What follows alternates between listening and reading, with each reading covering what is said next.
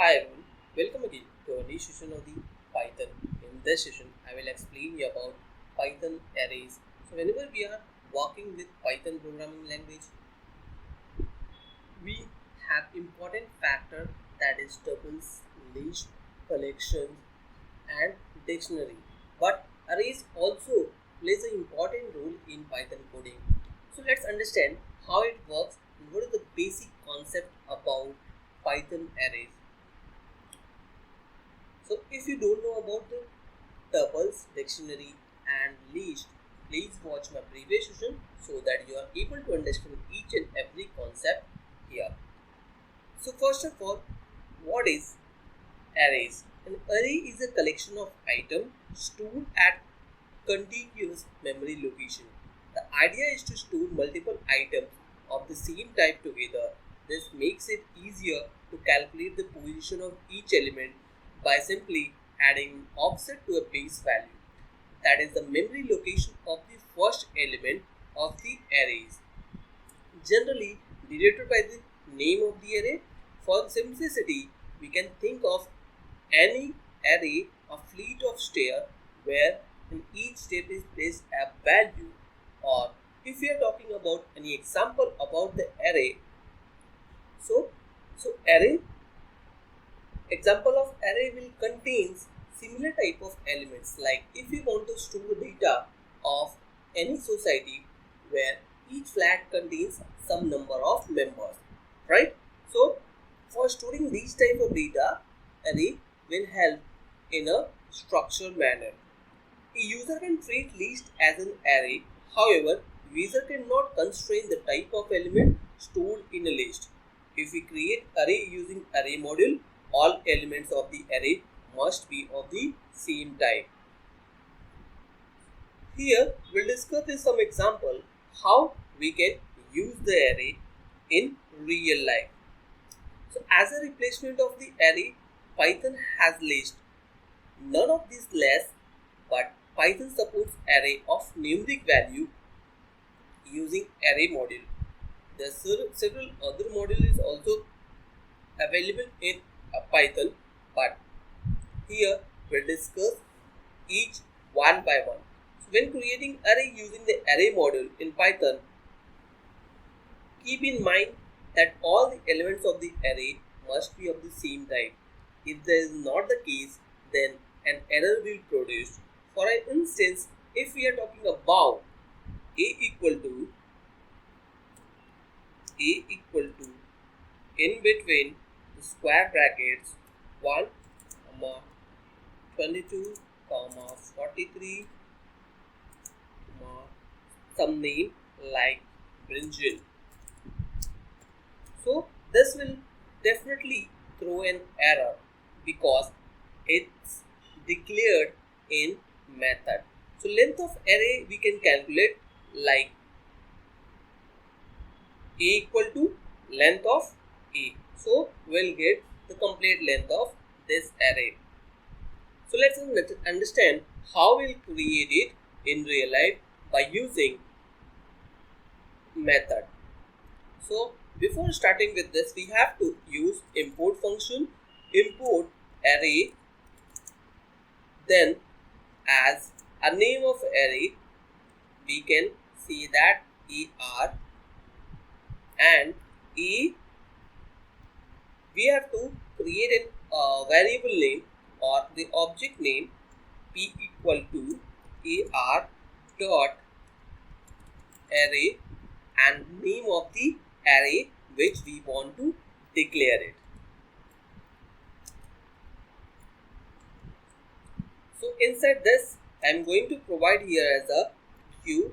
It means it's a alphabet, then semicolon, and the value should be in, it means the numerical number should be in bracket. So that is square bracket. So 3.4, this is the floating point number I am going to provide here. 2.5.3, 8.7 and 6.4. Now bracket is closed. Let's print the array value. I want the value of p.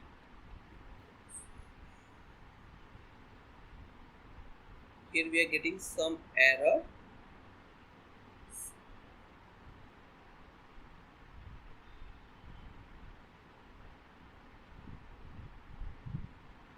Type error, integer argument expected got float.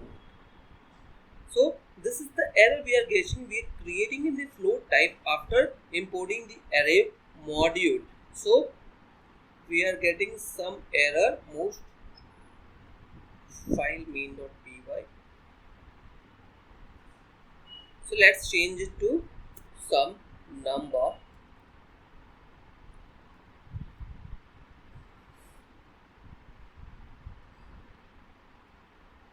and run the file. Now you can see the array value is printed here. Let me change it.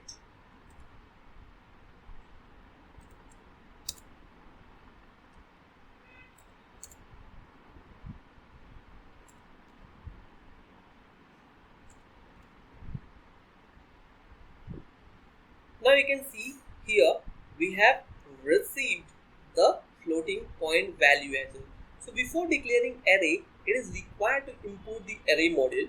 For instance, when we are talking about this array, it will print complete value which we have asked.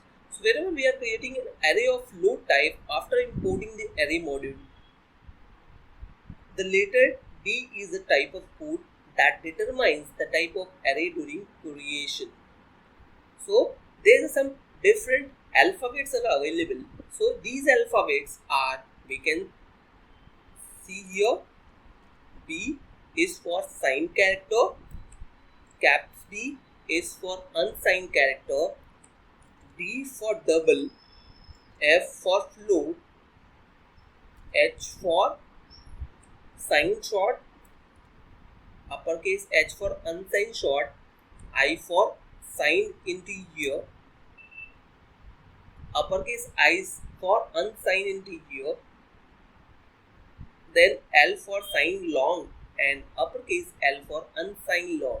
Apart of that, if we declare any other alphabets here, then we are getting an issue because we have not declared the correct character type. This is the basic concept of using array in different formats. So accessing array elements in Python is very much easy when we are taking an array number. So if I want to print some numbers, because array is always starting from 0, 1 and moving further. So let's print first element of the array. So I am giving here first element equal to, and then I am assigning or providing the first elements. So here we have declared P, and in between square bracket I want the second place number. Because of that I am giving here 1. So let's print this. Sorry, we have semicolon here. Now it will work. Now you can see second place is printed here. It is starting from this. So 5.7 is printed. If I want first place, then I need to enter 0 here. So by this way, we can call each and every element according to our requirement. So if we want to slicing array in a Python, so by using slicing operator, that is slicing operator will indicate colon in between round bracket or square bracket. So it is possible to access a range of elements present in an array in Python programming language. So let's see how we'll slice it. So if we have this array and I want slicing to be printed, then I need to provide the array here P and then slicing, that is 1 run this, and you can see we are getting only up to 3 value. It means first place it is starting from 0, 1 and the third till third place we are getting. So by this way we can see that we have performed slicing operation. We can also increase the number or the sign.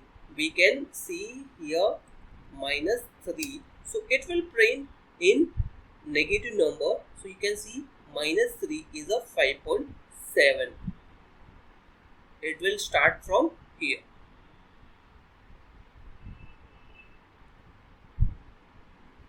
Let's see how we'll add additional number in array which is already present. So if I want to add some more number or replacing with some other value, then also it is possible. So for adding or replacing the value, we have to use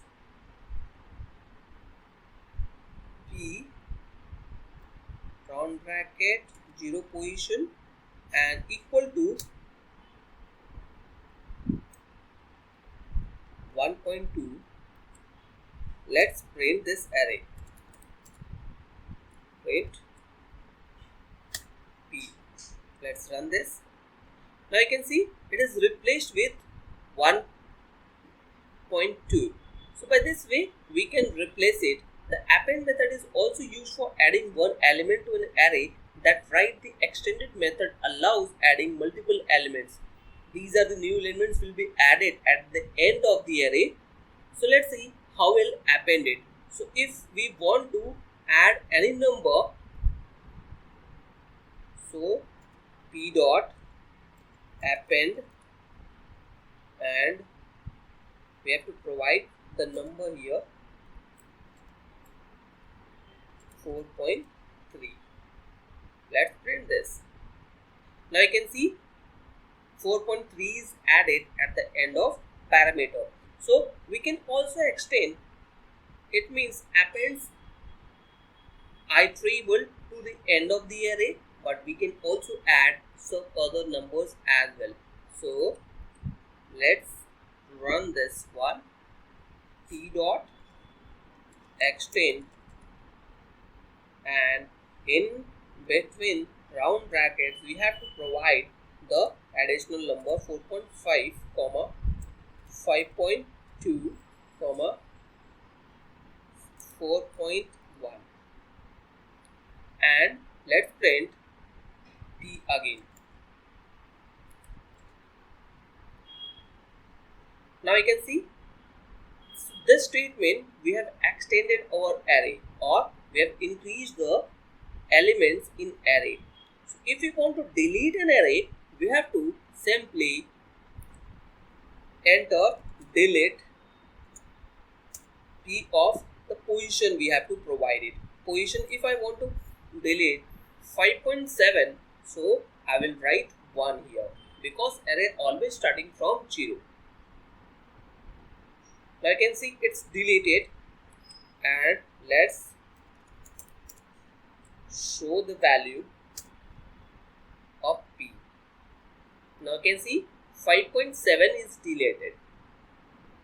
Now we have 8.2 in place of 5.7. So by this way array will work in the deletion operation. So if I want to search an elements in an array, so we have to provide the index value and we will get the data available with us. Apart of that, we have some other modules or array methods are available in array module. So that is append, clear, copy, count, extend, index, insert, pop, remove, reverse, and sort. So this is all about the Python array. Hope you liked it. If you really enjoyed this video, consider subscribing and pressing bell icon for more updates. Thank you for watching.